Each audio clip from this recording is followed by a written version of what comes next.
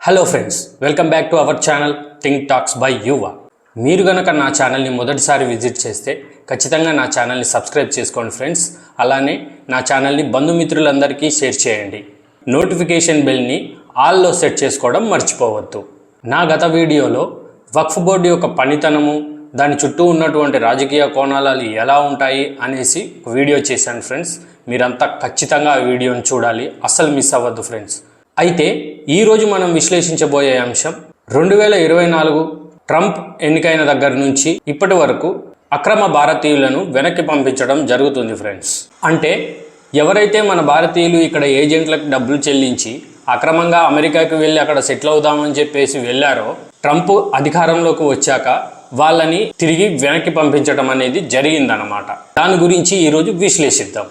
అయితే ట్రంప్ గారి ప్రభుత్వం ఏర్పాటు అవ్వకముందు నుంచే మన భారతదేశ ఎక్స్టర్నల్ మినిస్టర్ ఎస్ జయశంకర్ గారితో మన భారతదేశ ప్రభుత్వంతో ఒక అగ్రిమెంట్ కుదుర్చుకున్నారు. 18,000 మంది అక్రమ భారతీయులను వెనక్కి పంపించేస్తున్నట్టు ట్రంప్ గవర్నమెంట్ వాళ్ళు అగ్రిమెంట్లు చేసుకున్నారనమాట. దానికి మన భారత ప్రభుత్వం కూడా దానికి ఓకే చెప్పేసింది. 18,000 మంది అక్రమంగా అమెరికాకు వెళ్ళినటువంటి భారతీయులను తిరిగి వెనక్కి పంపించేసేదానికి ఈ అగ్రిమెంట్ చేసుకున్నారన్నమాట.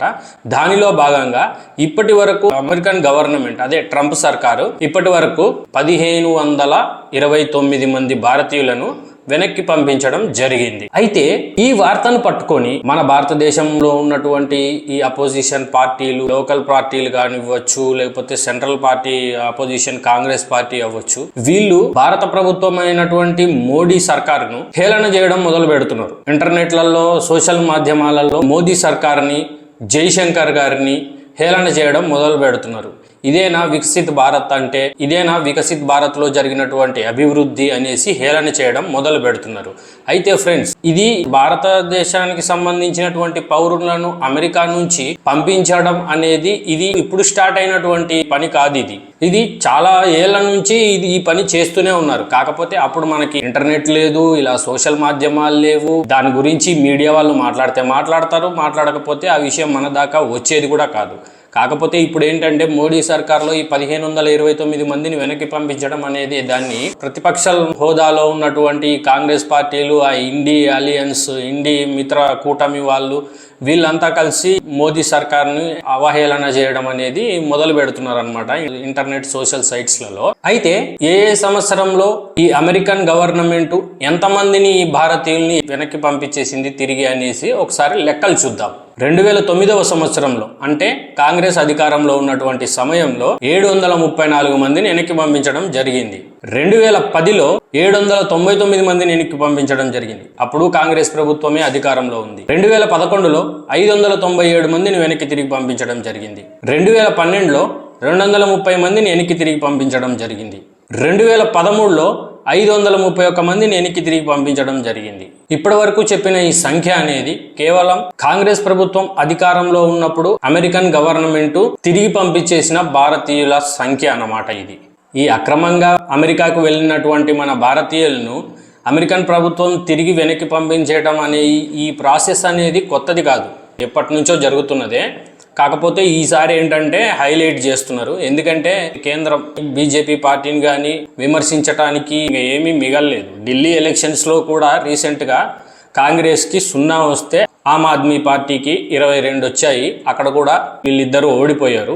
సో ఇక మిగిలింది ఏమీ లేదు. వాళ్ళకు వ్యతిరేకత చూపించడానికి, వాళ్ళు ప్రాపగాండా చేయడానికి ఇంకా మిగిలింది ఏమీ లేదు. ఈ అమెరికన్ గవర్నమెంట్, ట్రంప్ సర్కారు వెనక్కి తిరిగి పంపించేస్తున్న ఈ నెంబర్లను పట్టుకొని ఇదే మోదీ హయాంలో జరిగినటువంటి అభివృద్ధి, భారతీయులుగా ఉన్నందుకు మేమంతగా సిగ్గుపడుతున్నాము, ఇదేదో మొట్టమొదటిసారి అయినట్టు ఏదో వాళ్ళకు తోచిన రాజకీయ కార్యకలాపాలు వాళ్ళు చేసుకుంటున్నారు ఇంటర్నెట్ మాధ్యమాలలో.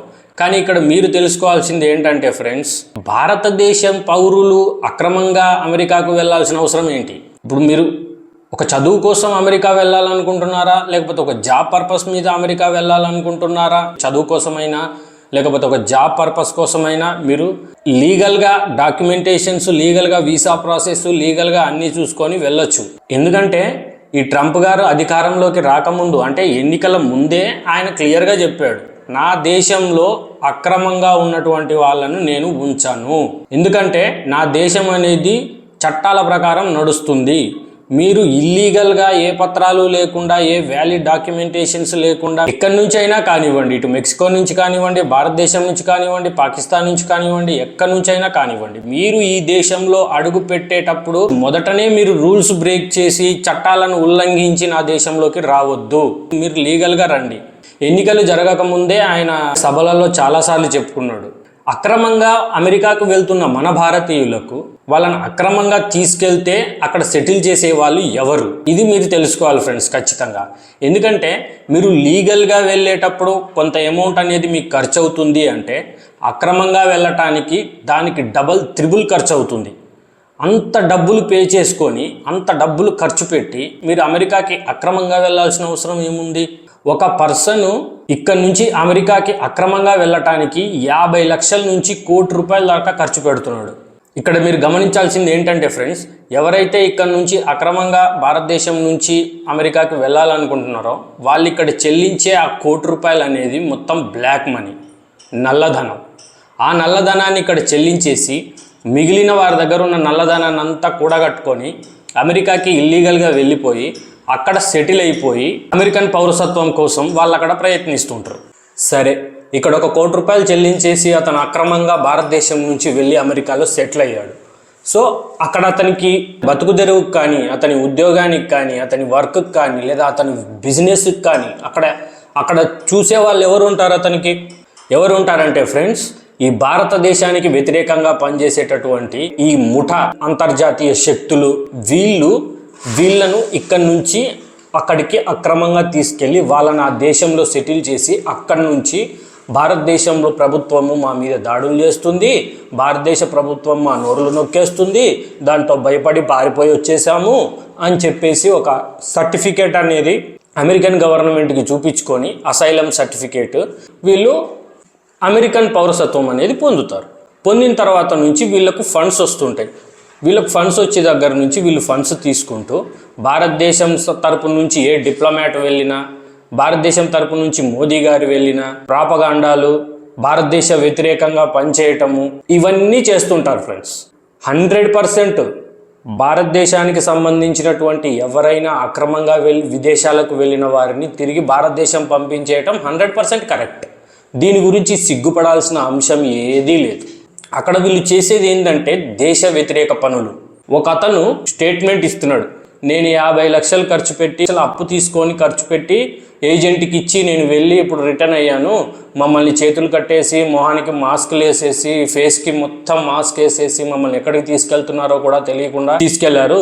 తీరా ల్యాండ్ అయిన తర్వాత ఫేస్ మాస్క్ అనేది తీసేస్తే నన్ను గుజరాత్లో దింపారు అని అతను చెప్తున్నాడు. అసలు ముందు అడగాల్సిన ప్రశ్న, భారతదేశంలో లేనిదేంటి, అమెరికాలో ఉన్నదేంటి? ఇది మనం ఆలోచించుకోవాలి ఫ్రెండ్స్. సో ఇది ఫ్రెండ్స్ ఈరోజు నేను మీతో విశ్లేషించుకోవాలనుకుంటున్న అంశము. దీంట్లో 15 మంది కాదు, 1500 మంది కాదు, 15,000 మంది కాదు, 15 లక్షల మంది కాదు, ఎంతమంది అక్రమంగా విదేశాలకు వెళ్ళిపోయారో వాళ్ళందరినీ తిరిగి భారతదేశం పంపించేయాలి. అక్కడ ఆయా దేశాలలో వారికి ఉన్న పౌరసత్వాన్ని రద్దు చేసేసి వాళ్ళను తిరిగి భారతదేశాన్ని పంపించాలి. రాగానే భారతదేశ ప్రభుత్వం వారి మీద కఠిన చర్యలు అనేటివి తీసుకోవాలి. దీంట్లో ఏ భారతీయుడే కానీ సిగ్గుపడాల్సిన అవసరం లేదు, ఏ భారతీయుడే కానీ చింతించాల్సిన అవసరం లేదు. ఇది ఫ్రెండ్స్ ఈరోజు నా విశ్లేషణ. మీ అందరికీ నచ్చిందని నేను ఆశిస్తున్నాను. ఒకవేళ నా వీడియో మీకు నచ్చినట్లయితే please like, share and subscribe my channel. అందరికీ నా ఛానల్ని షేర్ చేయండి ఫ్రెండ్స్. ఒక మంచి వీడియోతో మళ్ళీ కలుద్దాం.